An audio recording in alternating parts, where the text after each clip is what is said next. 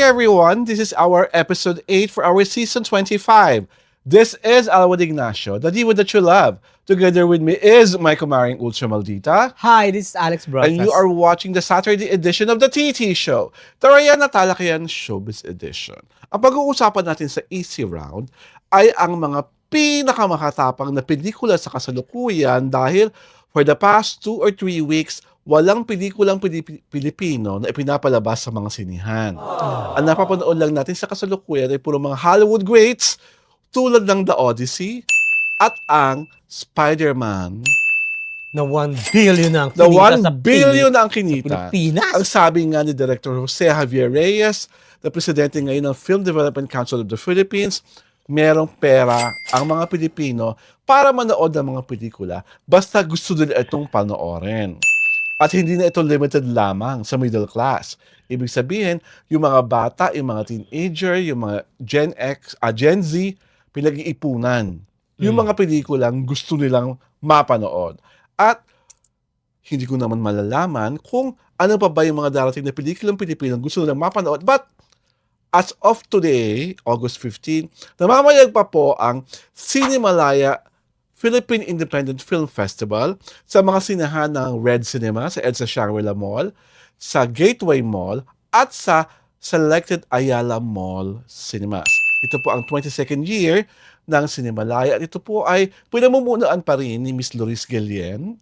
Nandiyan pa rin po sa monitoring team si Ginoong Carlos Sigion Reyna at ang presidente pa rin po ng Cinemalaya Foundation ay of course si Ginoong Tony Boy Cojuangco. Mare, anong napabalitaan mo sa Cinemalaya kung meron ka mang naaalunigan para magagandang mga pelikula? Kasi ang pinakamaingay so far, yung Two Valid IDs Yeah. na pinagbibidahan ni Poc Wang Yeah. at ni Joey Marquez. Ang direktor nito ay si Maan Asuncion Dagnalan. So, sa tingin mo, ang balita ko, sabi sa akin ng contact ko sa CCP, itong para mananalong audience choice. Kasi lahat ng mga screenings niya, whether sa Sold EDSA out. Siang or sa Makati or sa Cubao, sa Gateway, super sold out. So, grabe raw kasi ang ginawang promo ni Poc Wang online. Araw-araw ata. Pag ginawa niya para siyang 7-Eleven. Every hour, every month. Wala nga publicity yung movie. Ano siya? Puro online. Oo. And it worked. Mm. Diba? At saka kasi, the theme is Very current. hindi very current. Very relatable. Ayun nga. Kasi everybody experience. Ako nga, na-experience ko yun eh. Kailangan talaga ng dalawang ID Oo. para lang makakuha ka ng kung ano-anong mga bagay-bagay. Sinabi mo pa. Diba? Kaya nag-init ang ulo ko. Good day. Naloko sila sa ginawa ko sa kanila, no? Well, as far as Two Valid IDs are concerned, yung mga reviewers na nababasa ko, thumbs up sila sa pelikula. Ang mga nabasa ko ng positive reviews for Two Valid IDs ay nanggaling kina Philip Cuunyeng, kina Bernard Santos, kina Nas Tabares, kina Mark Anthony Magadia. Meron pa. Alin? Kay Eric John Salud, pinanood niya. May special screening yata.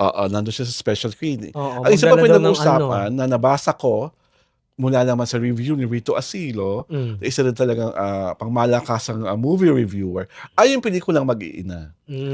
Ang nag-direct ito ay sino, Mare? Giancarlo. Giancarlo Abraham, written by, Gelan. Varela Luarca. Okay.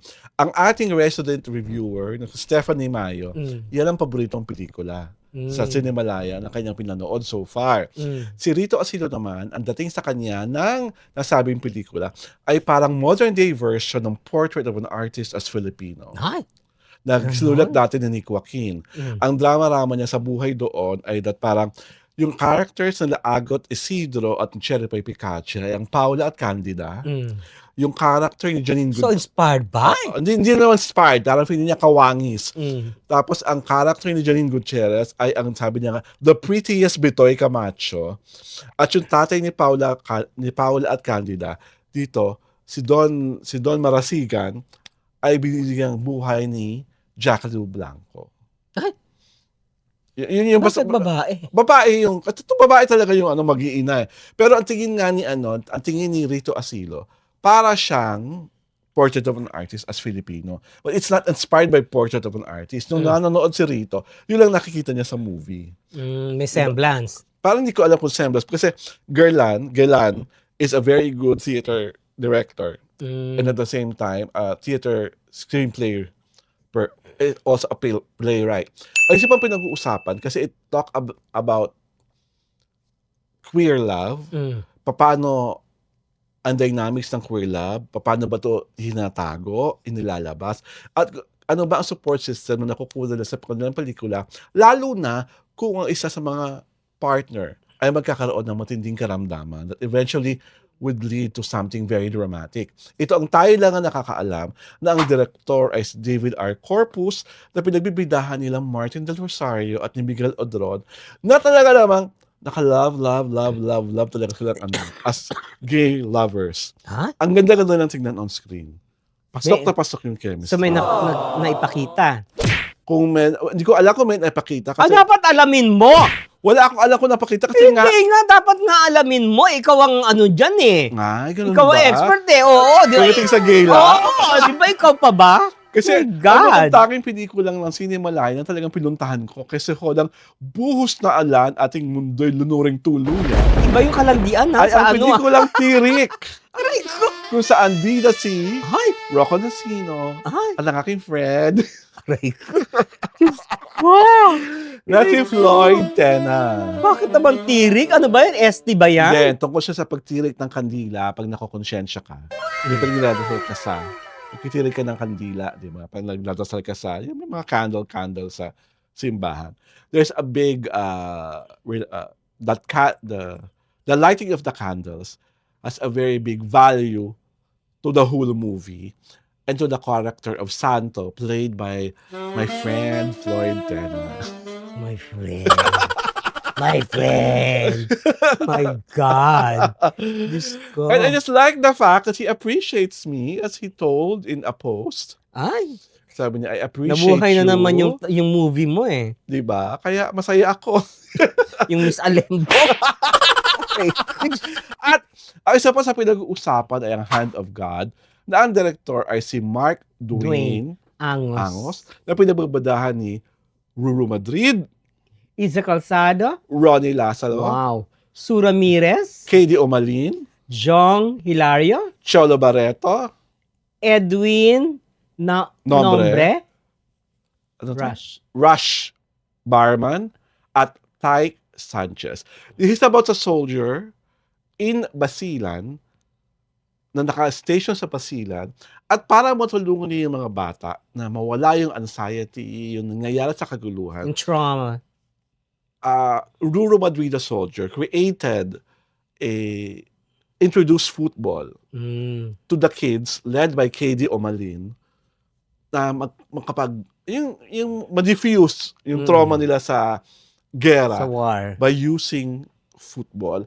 And everyone is saying that Hand of God is a movie na talagang papalakpak ka, maiiyak ka, at talagang parang at we wish mo raw talaga is that the kids in Basilan, kasi hindi ako sure kung this is true to life, or kids in war-torn areas deserve a better present and a brighter future. Parang hindi nila deserve na maipit sa gitna ng gera. Yun ang parang gustong paratingin nung pelikula. At ito naman ang mga gusto mo parating sa atin. Huh? Ang ating mga letter senders, Mare, mauna ka kasi para sa'yo to. Naku, sino ko yata to? Happy Sino yan? Anong pangalan? Jenny. Si Jenny, Happy Heart. Hello Alex, kumusta na? Sana magkaroon tayo ng reunion, Jeannie. Do you remember any friend mo na Jenny? Ano yan eh? Kasama ko kay Bibsy. Secretary ni Bibsy yan eh. Oh. Oo. It's been... How many years haven't you seen each other? The last time I saw her was 2004. My God, ang tagal-tagal How long na ago nun. is that? Oh, It's matagal. 22 years. 22 years.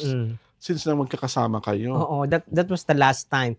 Because that was the year that I Went mainstream. Oo, Iniwan mo na, naging entertainment editor ako ng Tanod oo, eh. iniwan mo na ang I went solo. mag-solo ka na. Oo. Iniwan mo na ang pagiging 2004. part ng team ng Bibsy, ni Miss Bibsy Carvalho. At ang ating regular, si Lenny Paras. Hay nako, kung sino ang mas maganda between Sasa and Esnir para sa amin, kayo, Madam Alex at Madam Alwin, ang mas maganda, mas maporma, mas sosyal, tignan, lalong-lalo na pag inyong Sunday episode. Para kayong fine wine na habang tumatagal, lagi nagiging flavorful. Napakataray na at napaka-intelligent pa. Ni Badang Alex. Alam mo, parang bayad na bayad mo si Lenny, ha? Uy, Madam Alex, excuse ha? me. At si Hindi Madam Alwin, alembong na maalindog sa mga Parang afam. perfect. Isali pa natin doon si Sian. Again, more power to your show. We are always looking forward to your next episode. Lalo na pag Sunday dahil bongga ang mga suot ninyong dalawa. Love, love, love. I love you too. Binibiding Lenny Paras. Basa Mars. From me, sobrang saya po yung show nyo. Kasi talagang totoo kayo. Ang tanong ko, meron bang ibang mga online talk show hosts na hindi totoo, Mars? Oo. Ano sila? Team Plastikada? Hindi. Team Sinungaling? O Team Magnanakaw? Team ba yan? At mula kay Rachel Peters, totoo, ang GMA, kuha lang ng kuha pag sikat sa online. Binibigyan ng contract. Tapos, yung mga luma na nilang artist, walang career. Kagaya nung nagboxing pa, napatweetam, scammer, wala naman nangyari. Aray ko. Ay, parang gusto mong pamukaan si Eman Bacosa. Mm. Nung walang nangyari ang karera, nung nadikit kay Jillian White. Wala naman talaga nangyari. Diba? Kasi mas bet na bet ni Jill. Ay, alam mo, yung chinichismis kay Jillian White, ang gwapo-gwapo pala talaga in person. Oo, hindi mo ba nakita Nakita sa ko siya, picture? hindi, ako personal, nakita ko siya sa Cinemalaya. Ay, nandun? Nung nanood Sino ba siya? nanood ng Tirik, nanood lang siya doon. Oh, how Making- come you know na Making siya his yun? question, but kasi nung he was being, he was called by someone. Mm. Andre, can we interview you? Mm. And the only Andre I know is Andre Iliana. Mm. And this Andre Brown. So sabi ko, ay, Andre Brown ito. Mm. Ang guwapo. Gwapo naman talaga. Ano ka ba? Kaya naunawaan kita, Jillian. And Mm. on that note, this is Alwin Ignacio, the DVD that you love. Together with me is my kumaring Ultra Maldita. Hi, this is Alex Brosas. And you are watching The KT Show, Tarayan at Halakayan Showbiz Edition.